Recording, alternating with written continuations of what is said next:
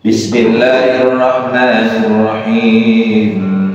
Wa minal an'ami hamulatan wa farsha kulu mimma razaqakumullah wa la tattabi'u khutuwatis syaitan innahu lakum aduwwun mubin. Thamaniyata azwaj من الضأن اثنين ومن المعز اثنين قل أذكرين حرم أم الأنثيين أما اشتملت عليه أرحام الأنثيين نبئوني بعلم إن كنتم صادقين. ومن الإبل اثنين ومن البقر اثنين قل أذكرين حرم أم الأنثيين أما اشتملت عليه أرحام الأنثيين أم كنتم شهداء إذ وصاكم الله بهذا فمن أظلم ممن افترى على الله كذبا ليضل الناس بغير علم إن الله لا يهدي القوم الظالمين. قل لا أجد فيما أوحي إلي محرم على طاعم يطعمه إلا أن يكون ميتة أو دما مسفوحا أو لحما خنزير فإنه رجس أو فسقا أهل لغير الله به فمن يضطر غير باغ ولا عاد فإن ربك غفور رحيم. وعلى الذين هادوا حرمنا كل ذي ظفر ومن البقر والغنم حرمنا عليهم شحومهما إلا ما حملت ظهورهما أو الحوايا أو ما اختلط بعظم ذلك جزيناهم ببغيهم وإنا لصادقون. صدق Allahul Azim. Nah, ini surat Al-An'am dari 141 sampai ayat ke 146 ya. Lihat penjelasannya atau makna yang terkandung di dalam ayat tersebut. Wa huwal ladzi ansha'a jannatin ma'rusyati wa ghairu ma'rusyat. Jadi Allah lah yang menjadikan tanaman-tanaman yang merambat dan yang tidak merambat. Wan nakhla waz zar'a mukhtalifan ukulu. Pohon kurma, tanaman yang beraneka ragam rasanya. Jadi ada kurma ada di situ juga ada ya wan nakhla waz zar'a, kalimatnya kurma dan yang beraneka ragam rasanya dari tanaman, gitu maksudnya. Waz zaitun, merumah dan rum, ada ya, pohon rum itu delima. Depan ada tuh pohon delima. Ya, kemudian mutasyabih wa ghairu mutasyabih, yang serupa bentuk dan warnanya dan tidak serupa rasanya. Jadi bentuk warnanya sama tapi rasanya berbeda. Jadi satu buah dalam satu pohon itu belum tentu rasanya sama, walaupun bentuk, rupa dan warnanya sama. Misalnya sama-sama pohon delima, buah delima, sama bentuknya, tapi rasanya beda. Gitu kalimatnya. Kulu min thamarihi idza asmara, makanlah buahnya apabila ia berbuah. Wa atu haqqahu yawma hasari, maka kemudian berikanlah haknya atau zakatnya pada waktu memetik hasilnya. Wala tusrifu, jangan berlebihan. Ya, innahu la yuhibbul musrifin, sesungguhnya Allah tidak menyukai orang yang berlebihan. Wa minal an'ami hamulatan wa farsha, dan di antara hewan-hewan ternak itu ada yang dijadikan pengangkut beban dan ada pula yang untuk disembelih. Jadi hewan ternak itu ada yang dipergunakan dia untuk mengangkut beban kayak unta, sapi, gitu. Ada juga yang disembelih. Kemudian kulu mimma razaqakumullah, maka makanlah rezeki yang diberikan oleh Allah kepadamu. Wala tattabi'u khutuwatis syaitan, jangan kau mengikuti langkah-langkah syaitan. Sesungguhnya setan itu bagi kamu adalah musuh yang nyata. Baru masuk ke ayat yang 143. Thamaniyata azwaj, ada 8 hewan ternak yang berpasangan. Jadi ada 8 hewan ternak yang berpasangan. Berarti kalau berpasangan 8 ternak ada 4 pasang. Artinya ada 8 hewan ternak yang berpasangan. Berarti ada 4 pasang. Ya, kemudian dijelaskan minal dha'ni itsnaini wa minal ma'zi itsnaini. Sepasang domba dan sepasang kambing. Pernah gitu kan? Minal dha'ni itsnaini wa minal ma'zi itsnaini. Sepasang domba dan sepasang kambing. Bedakan domba sama kambing kan? Dha'nis itu sepasang domba. Dan ma'ziz itu adalah al-ma'zi, di situ adalah berkaitan dengan kambing. Ada dha'ni, ada ma'zi. Ada dha'ni isnain, kalimat yang dipisah itu. Jadi ada sepasang domba dan sepasang kambing. Qul adzakaraini harrama 'amil unsayain. Katakanlah, apakah yang diharamkan Allah, 2 yang jantan atau 2 yang betina? Amil unsayaini ammashtamalat alaihi arhamul unsayain. Kemudian atau yang ada di dalam kandungan kedua betinanya. Jadi kalimatnya itu tentang berkaitan 2 yang diharamkan tadi, sepasang domba, sepasang kambing. Kata Allah, apakah yang diharamkan Allah itu 2 yang jantan atau 2 yang betina, atau yang ammashtamalat alai arhamul unsayain, atau yang diharamkan itu apa yang dikandung, apa yang ada dalam kandungan kedua betinanya. Ini pertanyaan karena dalam tradisi Arab itu ada pengharaman terhadap binatang, baik domba maupun kambing. Jadi kadang-kadang yang diharamkan itu bisa 2 ekor kambing dengan urutan kelahiran misalnya, gitu. Ada 2 betina. 2 betina itu bisa jadi urutan kelahiran dan juga melahirkannya. Jadi ada perlakuan khusus terhadap binatang ternak. Nanti dalam yang surat yang lain, kalau dia sudah melahirkan 7 kali berturut-turut anak perempuan, 7 kali berturut-turut binatang laki-laki dan jenis laki-laki, maka ada perlakuan khusus. Gitu. Nah, inilah sepasang pertama adalah domba, sepasang kedua adalah kambing. Nah, apakah namanya dari yang diharamkan oleh Allah itu 2 yang jantan atau 2 yang betina, gitu kali.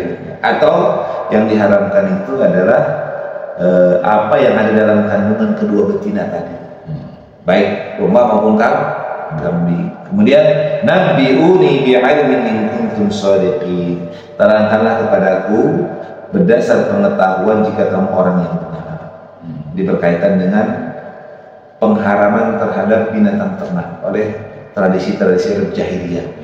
Jadi kalau di Indonesia nggak ada, kalau di Indonesia nggak ada. Tapi kalau di Saudi, Jazirah Arab dulu di bangsanya Nabi Muhammad SAW, kaum kafir Quraisy, di umatnya Quraisy atau kaum kafir Quraisy itu ada pengharaman terhadap domba maupun kambing. Kemudian wa minal ibilis naini wa minal baqaris nain. Yang kedua adalah dari sepasang unta dan dari sepasang sapi. Jadi ada 4 tuh: domba, kambing, unta, sapi.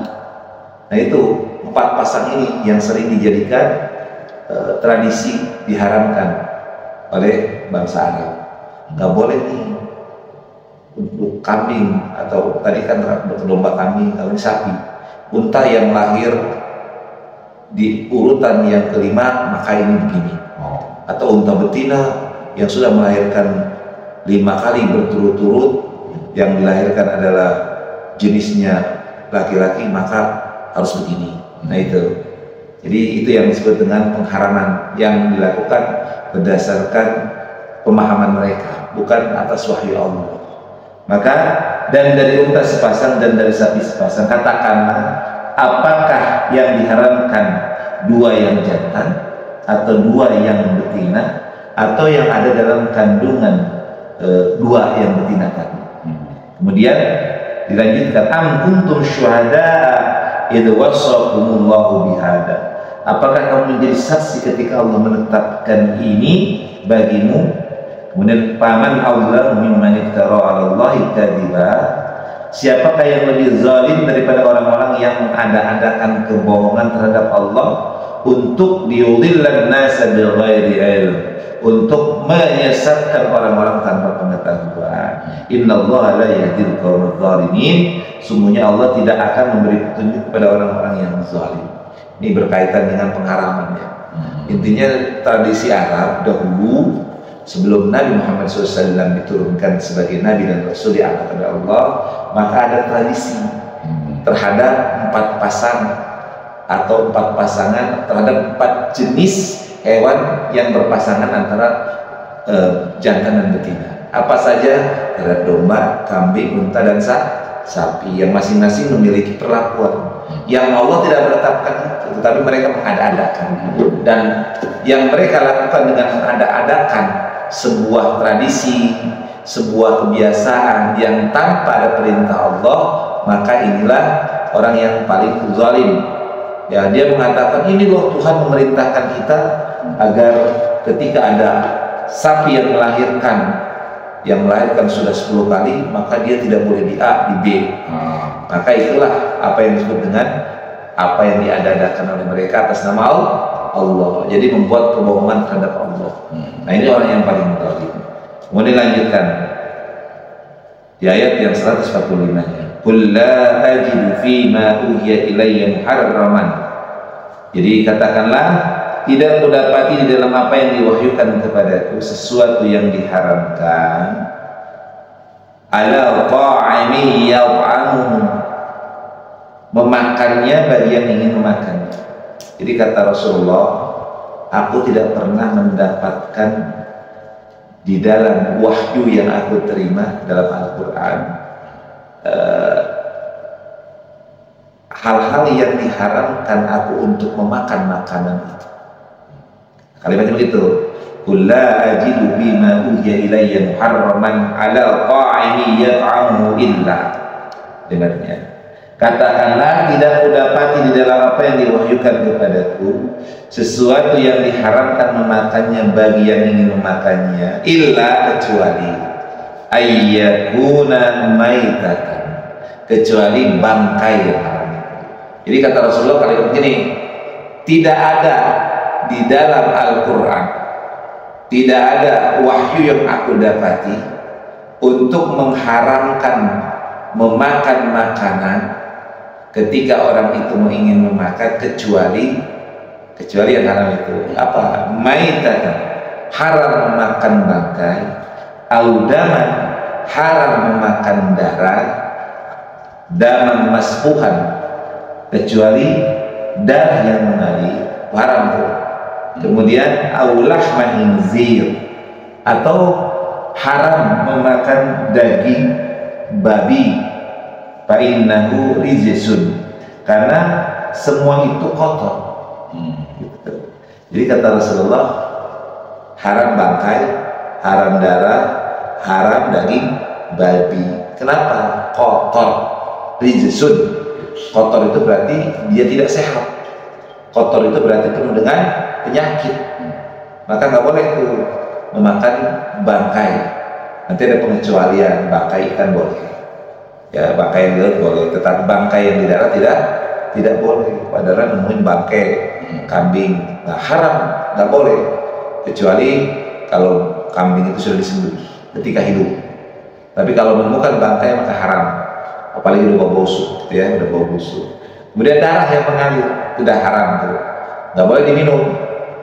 Kayak misalnya kadang-kadang ada di Mangga Besar itu apa orang mengkonsumsi darah ular, nggak boleh, haram. Atau mengkonsumsi darah apa gitu, minum darah itu haram, ya, daman masukkan haram. Dan juga mengkonsumsi daging babi juga haram. Kenapa? Ridsun. Ridsun itu artinya kotor. Au fisqan, dijelaskan lagi, bukan hanya kotor, ya. Kalimatnya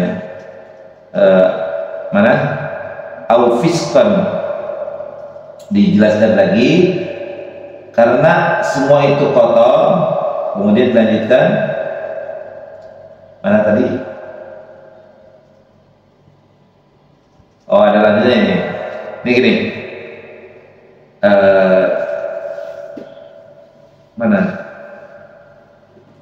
Oh, betul. Fainnahu rizqun aw fisqun uhilla li ghairillah. Jadi kalimatnya yang diharamkan itu daging hewan yang mati, bangkai, darah yang mengalir, daging babi, karena semua itu kotor.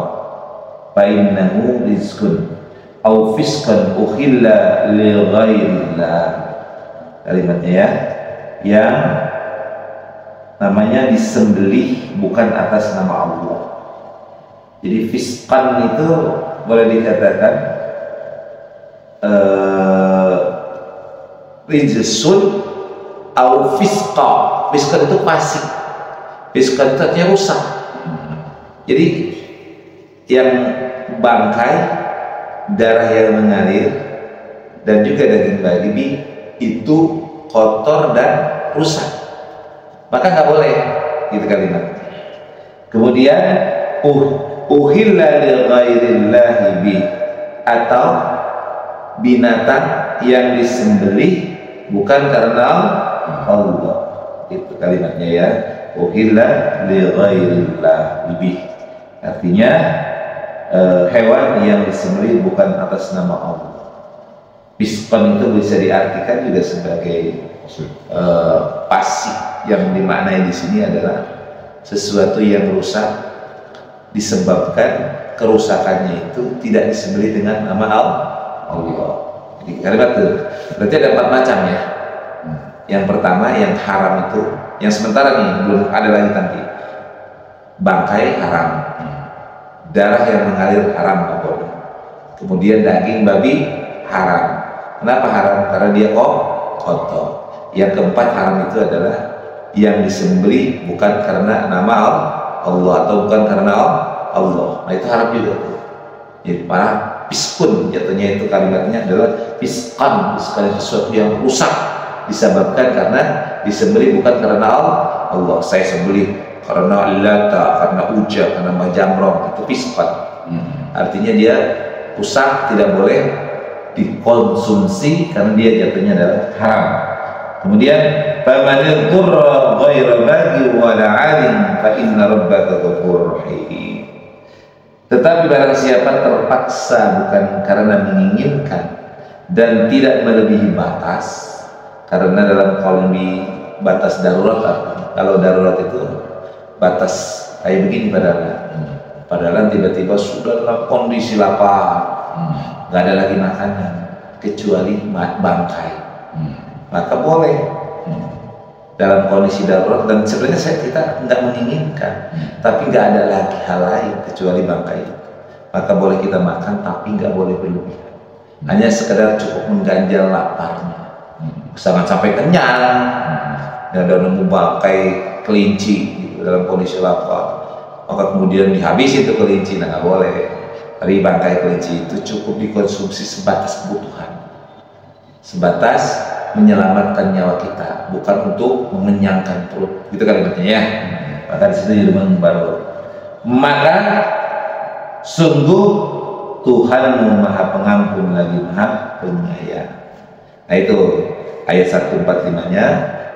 Yang diharamkan kepada kita umat Islam adalah angkal, darah yang mengalir dan memasfuhan, kemudian daging babi, kemudian adalah yang disembelih bukan karena Allah, 4 hal tadi, maka tidak boleh. Tetapi apabila dalam kondisi terpaksa dan kita tidak menginginkan, maka boleh mengkonsumsinya, tetapi tidak boleh melampaui batas daripada kedaruratannya. Artinya tidak boleh kemudian dia memakan sampai melebihi kadang-kadang begitu kan orang, termasuk nanti akan berimbas kepada khamar, arak. Kalau dalam kondisi terpaksa nggak ada lagi minuman dan hanya ada satu-satunya dan kita hanya bisa selamat dengan itu, boleh diminum, tapi tidak boleh berlebihan. Kemudian ayat terakhir 146-nya, wa 'alal ladzina hadu harramna kulladzi dzufur, dan kepada orang-orang Yahudi kami haramkan semua hewan yang berkuku. Jadi semua yang dimaksud dengan hewan yang berkuku adalah hewan-hewan yang jari-jarinya tidak terpisah antara satu dengan lainnya. Jadi nyambung tuh, kadang-kadang hewan kan gitu kan, kayak lang nyambung, tidak terpisah dari satu jari kan. Kemudian seperti unta, itik, angsa dan lain-lainnya. Sebagian pasti mengartikan hewan yang berkuku satu seperti kuda, keledai dan lain-lainnya. Jadi yang dimaksud dengan hewan berkuku adalah hewan-hewan yang jari-jarinya tidak terpisah antara satu dengan yang lainnya. Seperti apa? Misalnya unta, itik, angsa dan lain sebagainya. Dan juga dia mengartikan bahwa dengan hewan yang berkuku satu seperti kuda dan keledai atau lainnya. Jadi kepada orang Yahudi, usul Yahudi di zaman nabi-nabinya, nabi-nabinya misalnya Nabi Musa dan lain sebagainya, itu haram untuk mengkonsumsi makanan yang dari memiliki kuku yang sambung jalan-jalannya. Jadi nggak boleh makan itik, unta, bebek kalau gitu kan ya. Nah, unta itu tidak boleh juga mereka memakan kuda dan juga disebut dengan keledai. Tetapi kalau dilanjutkan, wa minal baqari wal ghanami haramna 'alaihim syuhumahuma. Dilanjutkan, dan kami haramkan kepada mereka, kepada Bani Israel atau kepada orang-orang orang Yahudi, diharamkan kepada orang Yahudi lemak-lemak sapi. Di kalimatnya kulladzi dzufur wa minal baqari wal ghanami. Jadi lemak sapi dan domba.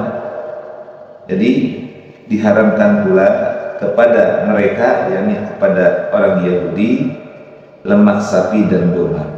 Wa minal baqari wal ghanami haramna 'alaihim syuhumahuma. Syuhumahuma itu lemak. Nah, boleh tuh makan sapi kalau disembelih kan lemak itu yang putih-putih. Ya kan? Nggak boleh dikonsumsi oleh orang Yahudi pada saat itu.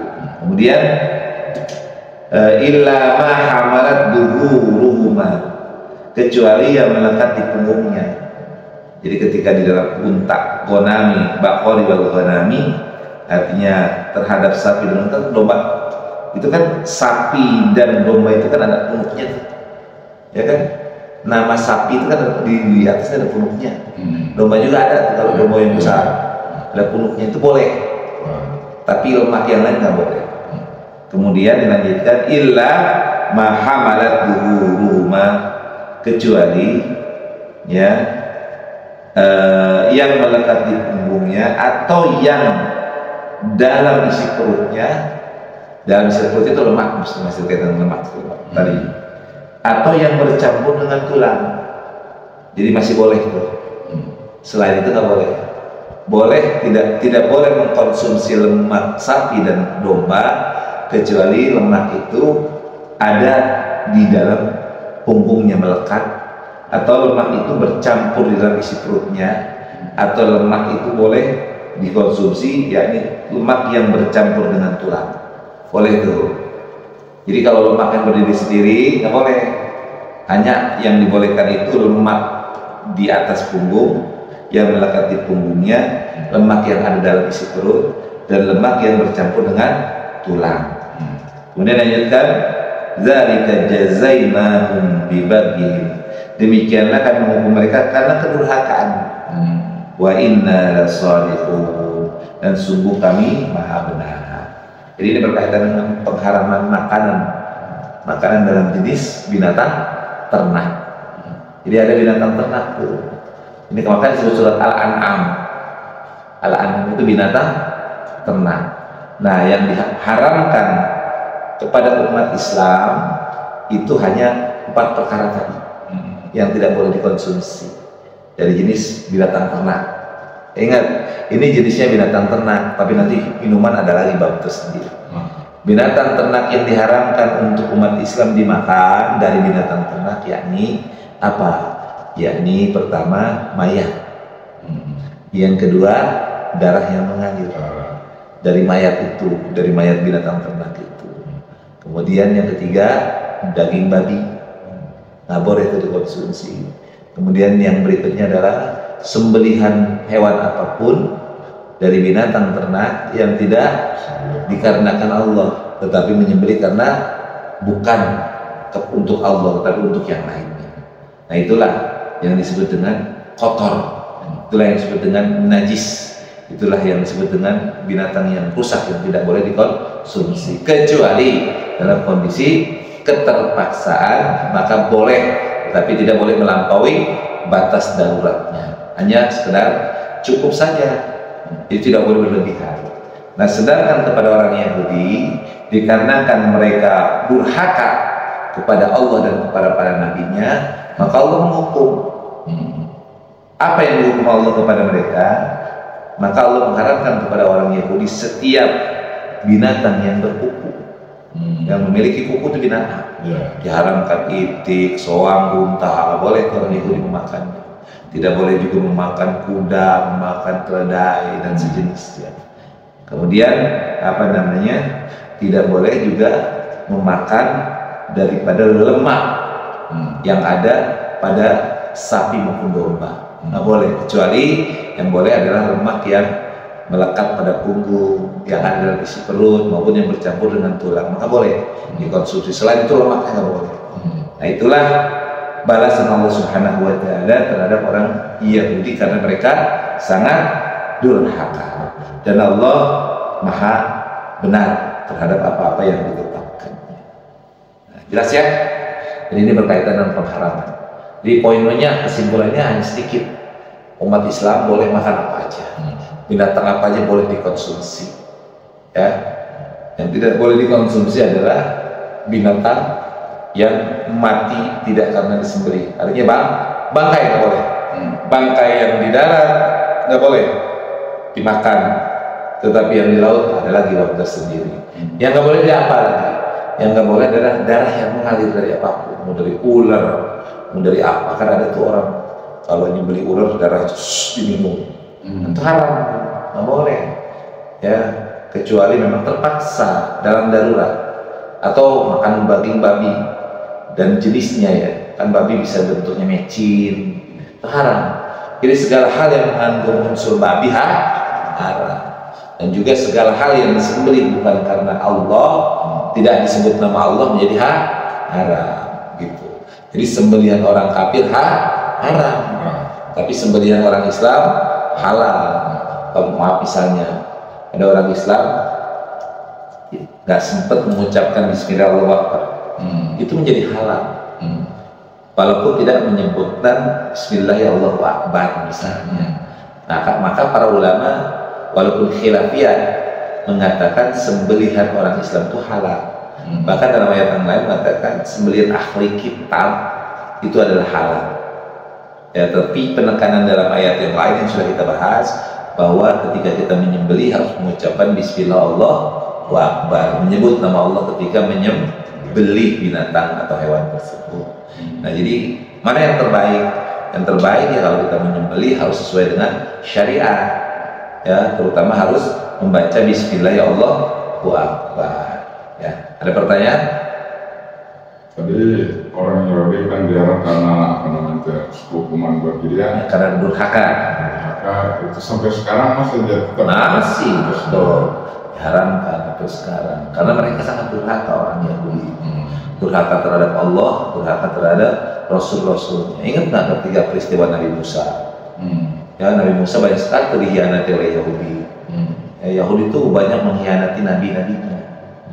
Ketika peristiwa Nabi Musa pergi ke Gunung Tur Sinai, misalnya ke Gunung Sinai untuk bertemu dengan Allah, malah sepeninggal Nabi Musa mereka menyembah patung anak sapi, itu kalimatnya.